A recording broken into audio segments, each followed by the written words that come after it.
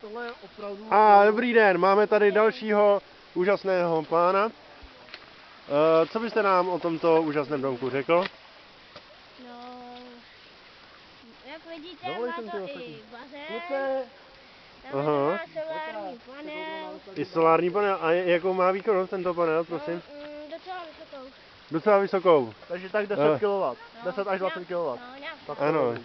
Jo, a vidím, toto je analogové nebo digitální vysílání přes tuto anténu? To je na televizi a tak. Takže digitální, No. tak to je správně. Ano, tak jo, děkujem. Jo, A a potom máme tady jednu televizi a ještě jednu vevnitř. Cože máme tam? Televizi tady a ještě tam jo, to je venku i vevnitř televize. No, to je úžasný. A pro koho byste to doporučil, tento dům? Tak hlavně pro sebe.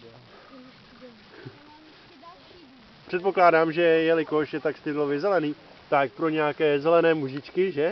No, asi A nebo pro hodně bohaté lidi, že ano? nějak tak, jo. Ano, děkujeme, děkujeme.